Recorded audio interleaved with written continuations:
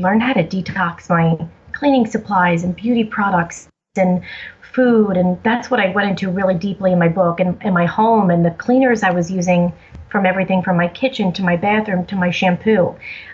Because as you know, I'm sure you're the same way. Growing up, did you know there were chemicals and all this stuff? I mean, I didn't.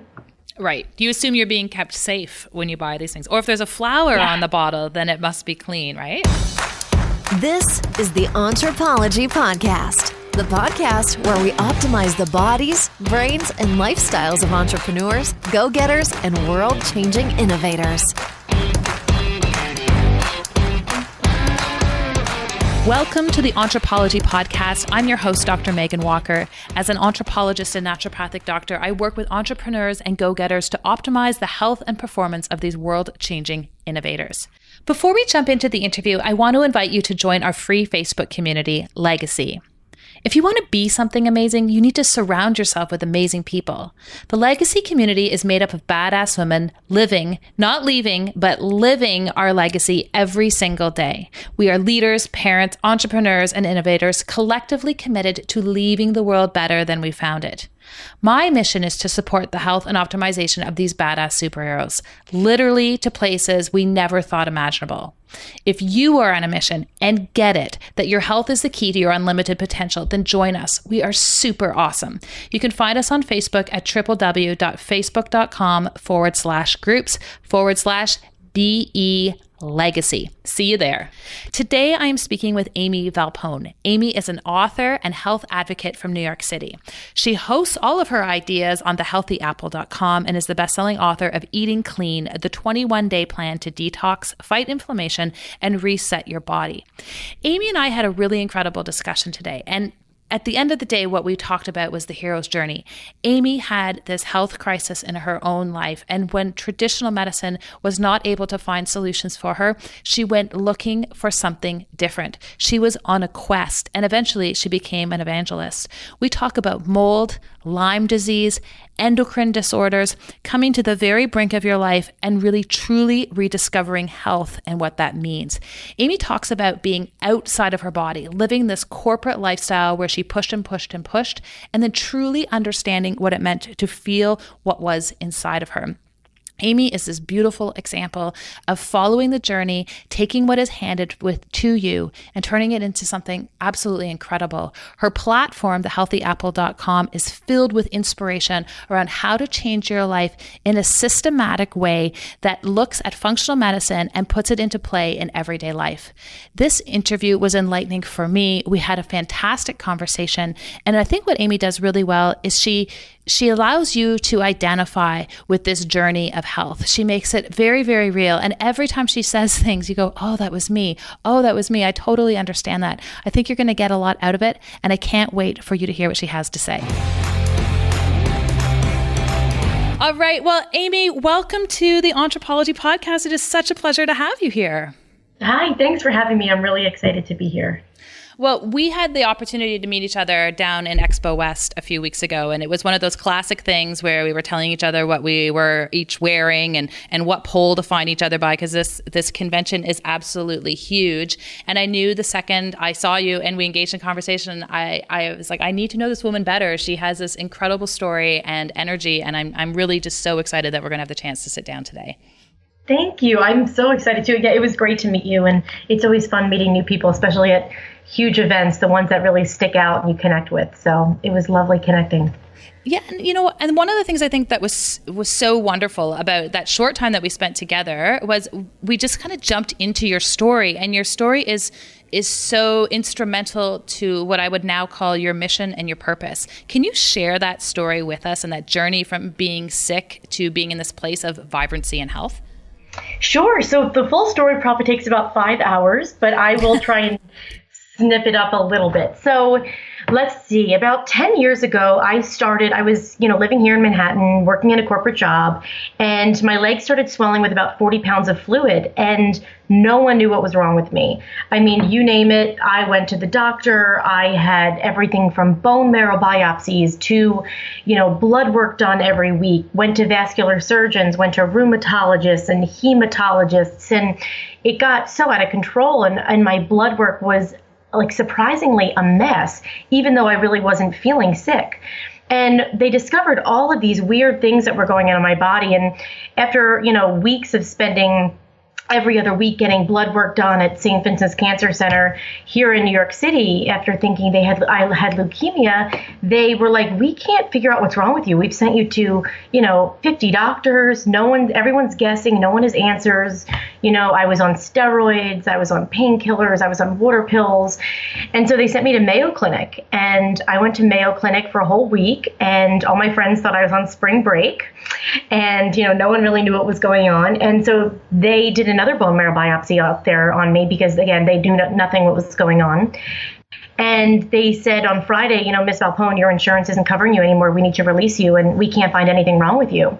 And so I literally went back home and was like, okay, well, I guess I just have to live like this.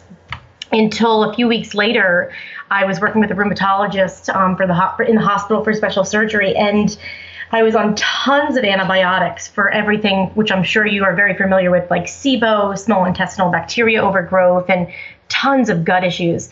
And I ended up contacting C. diff colitis, which, as you know, I'm sure is deadly.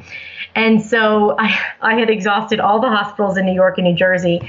And so my parents took me down to a hospital in Philadelphia, and sure enough, it was C. diff. And, they pretty much said, like, you have 24 hours to live. Everybody was in gowns. Nobody could even come in the room. It was a pretty intense moment, and I was on disability for my job. And so at that moment, I'll never forget, my human resources department from my corporate job called me, and I was laying there with morphine dripping into my arm. My parents were in gowns. Like I don't even think I was conscious. And I picked up the phone somehow, and they said, Amie, we think you're kidding about this whole disability thing because you started this blog and you're writing it on your blog. And I was like, this is insane. And I was like, back in the flip phone era. So I slammed the flip phone, or like shut the flip phone. And my parents were like, who was that? And I was like, that was my human resources department. They think I'm kidding because I wrote a blog post on this new blog I created last week. And my dad turns to me and was like, seriously? And I was like, you know what? They don't care about me. Like, they don't get it. And I'm never going back to that job ever again. And I said, I'm just going to take my website, which I had created called thehealthyapple.com. I'm just going to take it full time and come out about my story and talk about my story and help other people suffering. And I'll never forget, I went to bed that night saying to myself, if I survive, I will dedicate the rest of my life to helping other people realize they're not crazy and, to get to the root cause of what's going on in their body. So long story short, I ended up discovering functional integrative medicine, which I'm sure all of your readers are familiar with, how to really heal the body, get to the root cause of what's going on instead of putting a drug to kind of cover up the symptoms. And so I ended up finding all of these incredible things that Western medicine completely missed. Now, Western medicine is great for, as you know, heart attacks, you break your arm, yada, yada. But when you're looking at something like imbalances in the body or like different kinds of traumas that have energetically happened and caused these emotional kind of disturbances in your body, that some of us aren't even conscious of, these are things that Western medicine really can't pick up on. And so they found Lyme disease, which was undiagnosed for 10 years because we traced back my blood work to when I was like 5, probably 15, and then back when I was 7 years old. And my white blood cells were chronically low, like 1.2 when I was like 7 years old, and no one caught it. So it was until I was 22 that finally someone caught it. And it was my legs blowing up that pretty much saved my life and caught it. They also found tons of heavy metals, mold that was off the charts. I had to get my mercury fillings removed through a vacuum, obviously, as you know, so the mercury isn't drawn to the brain and the organs. Tons of SIBO and candida and parasites and pathogens and polycystic ovarian syndrome and hormone imbalances. And I mean, it just hypothyroidism. And I'll never forget, I know that's very overwhelming to say, but I'll never forget sitting there and being like, this is insane. I just spent 5 years and like hundreds of thousands of dollars of Western medicine. And yes, they saved my life in many ways, but no one found any of this. Like, what were they doing? And I just was like, at first it was anger. And then I was like, okay, you're just going to channel this anger to come out with it on your website. And so once I came out with it and said, here's what I'm suffering from, my website really took off. Because before that, as you know, everyone thinks thought I was like anorexic or bulimic or had some weird thing going on with me because we couldn't explain what was going on. So that's a snippet of my story, but it's been, a 10-year journey. And even after functional integrative medicine, I've had to dive deeper and go deeper into the healing work and realizing that, it's nothing changes overnight and fixes overnight. To really heal the body, it takes time and a lot of patience. Well, yeah. And, I think your story hits home for so many people because I think the interaction people frequently have, and listen, I say this with respect to what Western medicine can offer, but they come home and their partner or their spouse or their friend will say to them, how was your appointment today? And they'll say, oh, you know what? I saw my doctor. They say I'm fine. And I say fine in quotation marks. And it's like, if you're working with high achievers everywhere else in your life, you want amazing, you want incredible. Fine is like the lowest possible standard you're going to execute on. And your health is what gets you there. And yet our standard for that is fine. And our metric for that is, well, your blood work looks normal, therefore you must be fine, right? And I think what you're talking about is the body in a big picture perspective. We're not looking at organs through straws anymore. We're looking at how does this work as an entire system. And I think what you are doing and sharing is so critical because this is the story that so many people have. And I know there's people sitting listening to this going, oh, this is totally me. I totally get it. And I hope for people there's bells going off, right? That, the symptoms on your skin might have something to do with the symptoms, your digestive symptoms, or the swelling or pain in your joints might have something to do with a different exposure. And when people are sick and nothing's working like you were, there's three things that we tend to look for clinically, and you had all of them, right? Toxicity, stealth infections. Lyme is an epidemic, and it is a stealth infection in that it goes in and hides. And mold. Why do you think you were susceptible to these things in the first place? Yeah, that's an interesting question. So I talk about, I wrote a book last year called Eating Clean, the 21-day plan to detox, fight inflammation, and reset your body. And it's a cookbook, all anti-inflammatory recipes. But in the very front, the first 200 pages is really my story and what detox really means and how I really learned how detox gets rid of a lot of these things. And so the reason I bring that up is because I go into great detail about methylation, which, I'm sure you're very familiar with as well. And it's this MTHFR, right? And so I am missing one of these enzymes or genes, from this MTHFR. And when you're missing one of these two sort of, genes, what happens is you are then more susceptible to not being able to detox. So you can say, some people say, you have a handicap to detox, but I don't like to use the negative term. So I like to say, you're more susceptible to the accumulation of toxins in your body. So the way I kind of break it down for my clients is,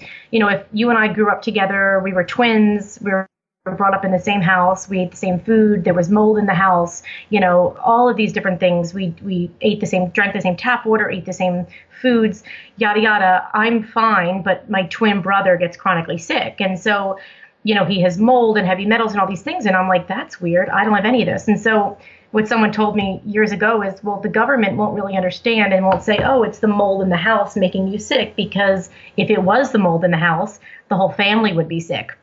And it really put a light bulb moment on for me, because I was like, wow, no one in my family has heavy metals or mold or any of this, but I have all of this. And it was really a large part of it because I'm missing this MTHFR. And so I then accumulate these pesticides and herbicides and antibiotics and growth hormones and toxins in tap water and car exhaust and, all these things that my body just can't detox as efficiently as someone that does have both of these genes. And so it's really important to get that testing done. And so I think there's this, last year when I wrote the book, I had, I think it was Mark Hyman that told me 1 in 35% of people are missing one of these, SNPs of the MTHFR. And people don't know about it because Western medicine doesn't test for it. And so I had to then learn how to really detox and support my body through methylated folate and B12. But really more importantly, learn how to detox my cleaning supplies and beauty products and food. And that's what I went into really deeply in my book and in my home, and the cleaners I was using from everything from my kitchen to my bathroom to my shampoo. Because as you know, I'm sure you're the same way. Growing up, did you know there were chemicals and all this stuff? I mean, I didn't. Right. You assume you're being kept safe when you buy these things. Or if there's a flower on the bottle, then it must be clean, right? In this journey, was there an aha moment where you went, okay, like I'm abandoning one way of thinking or evolving from one way of thinking to something new? Like, was there a point, or was it an evolution? It was definitely an evolution, because if the way I live right now, if you told me to live like this 10 years ago, when I was working at Vogue magazine, I would have said, lady, get out of my face. Like, I don't even have time to like go to the bathroom. I'm so busy. And so I remember my corporate job. I mean, I used to eat my lunch in the bathroom. That's like how crazy my job was. And I look now that I've dived more into really understanding what's really going on behind the scenes with cortisol and my adrenals and the stress response, and how, in the beginning of all this with functional integrative medicine, I was on like 50 supplements and doing all the protocols and coffee enemas and Epsom salt baths and infrared saunas. And I was like, I'm going to do it all. And what I didn't realize was you can do it all and eat perfectly, which I was doing, and take all the supplements in the world. But if your body is still in this chronic stress state, nothing's going to happen. And I probably wasted hundreds of thousands of dollars on all these things to try to help me, but my body was still in this chronic state. Even though I didn't know it, I was in this fight or flight response. And so I'm very high energy and type A go-getter personality. And I have had to learn how to slow down, which has been very interesting and beautiful at the same time. But it's been really challenging the last few years, just even learning how to breathe, like from my belly, and, how to focus on different things like my sleep and getting my circadian rhythms back in sync, getting into bed by 10, waking up around, 6, 7 o'clock a.m., whereas I'd go to bed at midnight, 1 a.m. and wake up at 8 and think that was fine because, the doctor makes sure you're getting 7 to 8 hours of sleep, but no one tells you when you should be going to bed, when you should be waking up to get your hormones and your cycle and everything going. And so I'll share this really quick little part that probably will make the rest of your listeners fall out of their chair. But 4 years ago, I'm a very tiny person, like, 5'2", 100 pounds. And 4 years ago, I started putting this weight on, and I was like, this is weird. Like, I eat so clean. I don't really know what's going on. And I went to a doctor, and he said, you're estrogen dominant. And it's not even that you have high estrogen. It's just that you have zero progesterone. And, he gave me progesterone cream, which was wonderful. And so I put the progesterone cream on, lost literally I think 20 pounds in a week. It was insane because it was all fluid. But what happened is I lost my period. And so he kept overdosing me on the progesterone cream and increasing it until he literally overdosed me on it. And I gained 70 pounds in 5 days. Wow. Hair from blonde to brown, and my entire endocrine system shut down. And this was 2 years ago. So the last 2 years, when I thought I was healed and normal, I had to sort of go back into my little bunker. And of course that kicked up chronic candida. And I mean, yeah, but there was a point where, I'll be honest, I laid there on the floor of my bathroom being like, I don't think I'm going to survive. But I realized this is the worst thing that could have ever happened to me. My whole external appearance has changed. But now I look back, and even though I'm still carrying a little bit of extra weight and my hormones are still a little out of balance, I've learned how to slow down. And this was the biggest blessing in disguise, because it got me to go inward and start meditating and start relaxing my nervous system and starting to say no. And it taught me to really take my power back, which I gave my power away to every doctor and every person that I ever went to. So I think that's really important. I knew I shouldn't have kept increasing that progesterone cream. And I still went against my own intuition and listened to this authority figure because I thought, I have to listen to him. And now in hindsight, I realize, wow, I don't even trust myself. And I think this is a huge, huge part of healing. We don't trust ourselves. We trust someone outside of ourselves. And as I said in my first book, does your doctor go home with you? Does he know what you eat and drink and how you sleep and your relationships and the love in your life? And if he does, please give me his phone number, because they don't see your whole life. And I think that you really have to, going to doctors is amazing. We to doctors and our healers and practitioners and naturopaths, chiropractors, whatever it may be. But I think also we need to work with them and not just let them drive us to what we don't really feel like is right for our bodies. Right. And the goal, the goal in my practice, and I know a lot of my other colleagues who practice functional medicine, the goal is really that we're handing all the power back to you.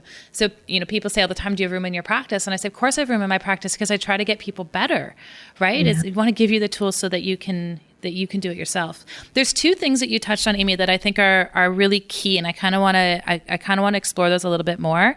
And maybe I'm putting my own labels on them, but I feel like there was a transition in your story where you were pushing and driving and working that corporate job, and suddenly you had this crisis, and now you were living this life of purpose. And I want to explore what that means with respect to your health, and whether or not you feel like when people have purpose, they live healthier lives, they make better choices, they pay more attention. Do you find that?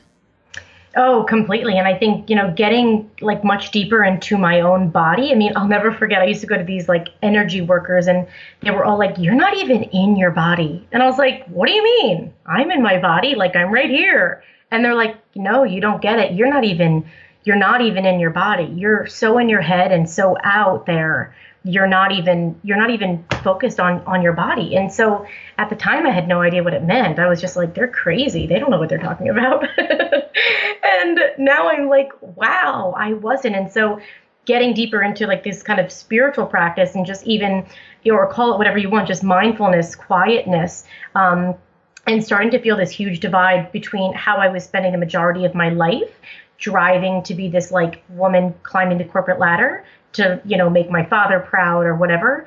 And seeing like what kind of an impact I wanted to be having on the world and in the world after everything I had experienced. And, I just think that it really when you have experiences like what I've gone through, and what a lot of your readers have gone through, and it changes your life forever. I mean, everything shifts. Your friends shift. The people you want to spend time with shift. The way you look at the world shifts. I mean, I used to just eat food and not even think about what was going on. Or I used to just get my period and be like, oh, it's my period. So annoying. PMS goes away. This is so annoying. And now I'm like, do you have any idea what your body's doing? Do you have any idea of like the magic going on right now inside your uterus? Like, no, we don't even, or like, I'll see girlfriends who now I realize are not in their bodies, and they're like, oh, I'm pregnant again. And I'm like, what? Like, it's just so crazy. It's like, and I respect everybody's opinions, but it's mind blowing now that I'm on kind of the other side of this hump, and I almost see myself 10 years ago. And it's like, you want to help everyone, but you can only really do so much. But yeah, I agree completely. I think, you grow in leaps and bounds. And I think the most beautiful part of it is the people in my life right now are unbelievable. I mean, it's like you. We met for 15, 20 minutes, and it was just like this instant, beautiful connection. And we just, even before this call, we just get into this deep conversation. There's like no barriers. It's just real. And I didn't really have that for most of my life. I mean, I always, had friends and was always popular in school and all these things. And that was not the issue. It was like these deep, meaningful connections where you could just be you and talk without having the judgment or anything like that. It makes such a difference. And, I think these are such important topics. We can talk about diets, and we can talk about supplements and all of these different things. There's two questions I ask my patients at the beginning of every intake. I ask, one, what is their purpose? And two, when they look at me and say, what do you think's going on? I throw the question back to them and I say, what do you think is going on? And it's not the answers to those questions that matter to me. It's one, whether the person's like, oh yeah, this is why I get up every day, because that has a incredible determination on their outcome. And the second one is their response to the question when I ask, what do you think's going on in your body? And when people are in their bodies, they have an answer to that. They look at you like, oh, no one's ever asked me that. Here's what I think's happening. And it's empowering to them. And those people who aren't inside their bodies, I ask that question and they look at me, they're like, I'm paying you to tell me that. And they're not rude about it, but it's right then and there, it changes my whole approach and my understanding of where they're going to go with respect to their health and the amount of work we have to do to get them there. So, I mean, you're just so spot on because you're living that example. And, I think that's going to be one of the most important things that people are going to take out of this entire conversation is that they need to understand their purpose and they need to trust what's happening inside their body. Yeah. And also I think like just in life in general, you can't do it all. I mean, there's even people say to me, how are you on social media and how are you at these events and how are you speaking and how are you doing?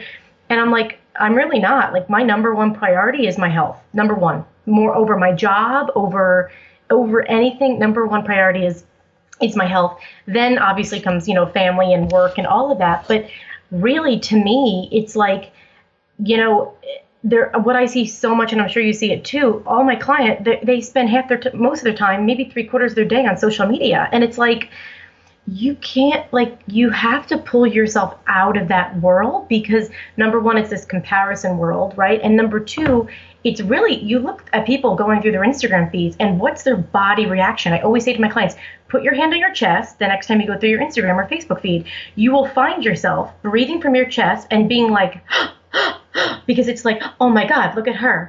Oh, look at this. Oh, I should be doing this. And it's this constant gnawing at your body. And it's just, we don't realize what that's doing. It's like that Dr. Bruce Lipton, you have the ability to talk to your cells. You are really in charge here. So if you're kind of degrading yourself and doing all these crazy things all day long, and not really getting back into your body and grounding yourself, you are going to be scattered and see all these kind of imbalances in your body. Does that make sense? Totally makes sense. And that's why having authentic relationships like this are lovely, right? Because it's not founded on any of those pieces of one-upmanship. I want to talk, Amie, a little bit because you have a background as a chef. You are into food. Your book is beautiful. Let's talk about real food for a second. Do you have some staples in your cupboard or in your refrigerator that you eat on a regular basis that you just couldn't live without? Oh, yes, definitely. So number one, I had a lot of parasites and pathogens in my 20s. And so fresh vegetables, to me, this might sound very odd to you and to your readers, but fresh fruits and vegetables are great. But for me, I had to be really careful because of parasites and pathogens, things like that from farmers markets. So as silly as this may sound, I am in love with the flash frozen vegetables from Whole Foods Market that are literally like $1.99 a bag. They're frozen broccoli and frozen cauliflower. Number one, because they're super cheap. And everyone's always like, organic is so expensive. Number two, they don't go bad in your fridge. And number three, I used to get, so many different, my gut is, still a little wonky from time to time from the C. diff. So I have to be careful. And so not to say that I don't eat tons of fresh vegetables, but I always that's the one thing, if you come over, my freezer is always stocked to the brim with those because it's just something that I can easily rely on. And I know it's going to be something that's healthy, whether it's putting in a soup or a stir fry or, roasting it or something like that. Number two is, I just started to be able to eat eggs and nuts and seeds as of last year. So that's changed my whole life. So that's amazing. So definitely organic eggs and nuts and seeds. So I do not do pistachios and I do not do peanuts. And lately I've been trying to stay away for a little bit from cashews just because of mold, because they kick up some candida actually recently. So, but almonds, walnuts, I do, 3 Brazil nuts a day for my thyroid with the selenium, things like that. And I always have avocados. So avocados are huge. And so prebiotic foods obviously are really key for me. So onions, to feed that good bacteria. Onions for me, I don't eat them raw, but I literally put them in a Le Creuset on my stovetop on a Monday in a little bit of broth and just let them simmer and kind of bask in this kind of liquid for an hour or so until they're literally like butter. And then I just put them on my meals throughout the week. That sounds divine. A few things. They are. And, I keep my website and my cookbook. It's all plant-based, but I say, I am not vegan. I would say if you were to define me, but with a label, which I do not believe in labels, you would find me a cross between a paleo vegetarian vegan or maybe paleo vegan because a paleo. Because I don't grains really don't work well for me at all. Grains and beans. I put a few of them on my website from time to time, but I do better without the starchy stuff, probably because of my past with Candida and C. diff. But I do best with like lots of really good fats and I always need protein. So I did chicken for 10 years. And then, last year, a good friend of mine, I don't know if you know Kelly Brogan, she was like, Amie, you need red meat. And I was like, no way. There's no way I'm eating red meat. It is so inflammatory. Everything I do is plant-based. I can't do it. And she was like, try it. She's like, you will help balance your hormones. And I was like, I don't believe you. Well, you're not going to believe this, but I wrote about this on my website a few months ago. I ate one piece of red meat last July, and I kid you not. Now, I lost my period for 10 years, so I think everything was just like out of whack. This is not the normal person, but I craved red meat every single day from July until about 4 weeks ago, and I ate it every day for literally lunch and dinner, even if it was just a little piece. I'm not saying I was eating steaks, but like I needed a little bit of red meat. Maybe it was probably like iron and just a lot of those nutrients. But so that was really interesting for me. And then now my body's like back to normal and I can just eat whatever, I don't need red meat. But I thought that was really interesting. And at first I was embarrassed to write about it on my website because I was like, oh gosh, these people are going to think I'm crazy. But I was like, if I don't share my authentic story about what's really working for me, then, why am I doing this? Yeah. And I see that in practice all the time, that there'll be this reluctance around red meat, and women in particular, there's the iron and then the saturated fat, like the healthy saturated fat in grass-fed beef. It's amazing. It just turns your brain on. It supports your adrenals. It's a secret weapon. Totally. And I had no idea. And now I'm like, wow. So yeah, I do red meat, like maybe 3 days a week. But again, I'm not eating like a conventional steak from a steakhouse. I'm eating like this amazing butcher in Manhattan. It all comes from one farm in New York, like grass-fed, organic. And, I have a little bit, with my lunch or a little bit with my dinner or, a little bit throughout the day. And yeah, I feel great. So, and that's what I wrote that even in my first book. I said, if you feel great eating a grass-fed burger, add it to some of these salads. But I love keeping my website I love keeping the first book plant-based. It's not to promote plant-based or promote vegetarian, which is not what I was promoting. It was more like, I want people to learn how to make vegetables taste delicious without gluten, dairy, soy, sugar, eggs, corn, peanuts. I kept all those foods out. So I was like, if I'm going to keep all those out, I want to show people what they can do with plants and, then add the chicken or, whatever you want to add on top. But, yeah, those are a few of my staples. I'm trying to think of what else. I do a lot of spices, so like turmeric and cayenne and curry powder and cinnamon. What's interesting is one of my acupuncturists last year said to me, you eat way too many raw foods and it's killing your spleen and it's affecting your hormones. And I was like, oh my God, all I do is eat raw vegetables. I literally just ate raw vegetables and like steamed chicken for like 10 years because it's all I could handle. It was like my life. It was like steamed chicken, raw vegetables. And she's like, you need to stop. And I was like, oh my gosh. And so since then I've been eating cooked vegetables, which is why I do more of the frozen because it's easier for me. And my digestion's amazing and it's helped like everything. And I'm like, wow, it's amazing, the difference. But again, I'm a different case. I'm not like the normal person walking down the street. No, but you know what? That's really common. We see this all the time in clinic where people they think they're eating really well and they're having tons of salads, and they kind of, once they're finally ready to talk about bowel movements and digestion, they're like, things are really loose or really bloated or really uncomfortable all the time. And generally the recommendation is stop eating such cold food. So eat warmer foods, especially in the colder season, right? It's so critical. And I think that's one of those things that people are kind of walking around with, but no one talks about it. So I'm glad you were talking about it. This is your mission, right? Amie, you have so much inside of you. Are there other books on root? Because I'm kind of excited to read those too. There are, but I have to be honest, like when my book came out last year, it came out exactly a year ago. The night before it came out, I was like, this was the most amazing experience of my life. And it was a huge book. And I said, I want to be doing this when I'm 65. And right now I'm 34. So I don't, my publisher and agent were like, we want another book. We want the book by next year. And I said, no. And I'll be honest, everyone thought I was crazy. Like everyone was like, you're going to lose your book deals. You're going to lose your agent. And I was like, no, I'm not.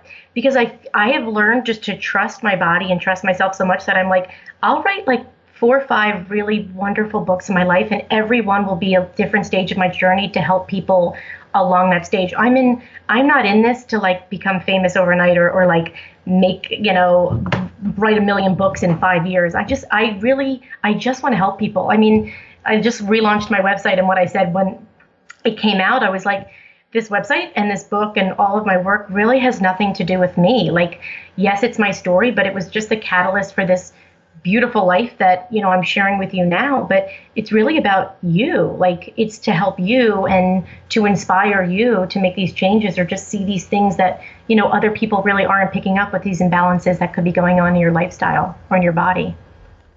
Yeah, I like that. And I feel like this is a really good segue to this last question in the first part of the interview. And that is, how would you define health? Ooh. In 30 seconds or less. How much time do I have? I know. I was like, oh, she's going to need a time limit. Health. Wow, that's a really good one. Health to me is completely different from what I thought it was a year ago, from what I thought it was 10 years ago. Health to me is listening to your body, not listening to anything outside of yourself, and to learning how to trust yourself, and eating, drinking, and doing whatever makes you feel good. Because if someone gives you something or someone's telling you to eat something and it just doesn't feel right, there's something that's getting shaken up there. I think it's really about listening to yourself and believing in yourself. And the very last thing is like what I said before, realizing that you have the power. I mean, when I look back and people are like, how did you do this? I don't know how you went to 500 doctors in 10 years. And I really don't know the answer, because I just numbed myself out and made this goal to heal myself. But when it comes down to it, you have to own your power and take your power back, because no one is going to heal you and no one is going to get you better. These, a doctor, yes, doctors have healed me in many ways, and my naturopaths, and they all have helped me. But if you don't do the work and you don't get your mindset and really figure out what's going on here in the deeper, exactly what you said, like what you ask your clients, what do you think is really going on here? Until you go inwards and really figure it out yourself, all the supplements in the world and all the kale in the world isn't going to heal you. It really comes down to you. So that was like a 2-minute answer, but you nailed it. You nailed it. Thank you. Each month, I'm featuring a new anthropology quiz to help you unlock and uncover some of the physical performance blocks that may be holding you back from your true potential. This month, we're focusing on digestion. Why? Because it is the center of everything that happens with respect to your health. It's also something that we rarely like to talk about with our friends or colleagues. So we thought we'd put it in a quiz for you so you can have an understanding as to whether or not your bowel movements, digestion, and the way you are feeling are common or normal or amazing. To learn more or to take the quiz, head on over to meganwalker.com/anthropology quiz.